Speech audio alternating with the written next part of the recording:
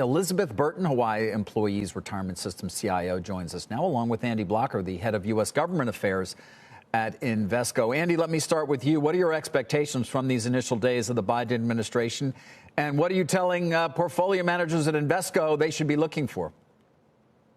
Well, David, I think as indicated by Biden's first day after inauguration, he's focused on unity. He's focusing on the tone at the top, taking the temperature down.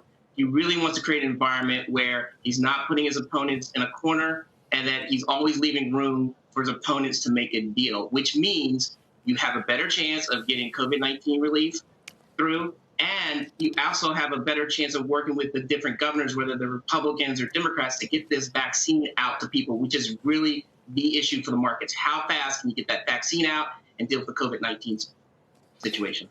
Yeah. And Elizabeth, to you, I mean, you make broader sort of judgments, and they are reflected in your asset allocation. Too early for you to make any real changes in what you're doing over there in Hawaii? Probably. I think it's a little early. I kind of want to see where Yellen falls out on how much she's willing to sacrifice on the dollar. That's probably what we're watching pretty closely. In terms of the new administration, I think I'd echo comments from other people that we're likely to see a lot of pressure on U.S. to move more towards climate change, and we're probably expecting regulation there. Obviously, places like healthcare and infrastructure are also likely interesting. But I do think that there's some things that we can watch in emerging markets and maybe even Europe and start to get a little bit more excited about. Andy, last night, Senator Romney got quoted by the Pool reporter as saying that the $1.9 trillion proposal was not well timed.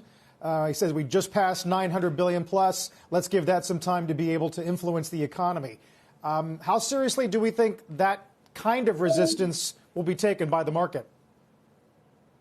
Well, that's a real resistance that we thought coming in. My thought all along was that any COVID-19 relief bill between $750 billion and $1.5 trillion, if it were bipartisan, really on the lower end of that. It's only if they decide to go with reconciliation that I think you could get to close to the $2 trillion where you do Democrats only. I think Biden's going to give it a chance to work with Romney and others, address their concerns, and make sure it's targeted, but we'll see where that ends up. We talked about this before. The same issues are there.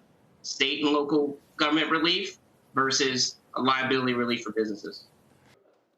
Shepard Smith here. Thanks for watching CNBC on YouTube.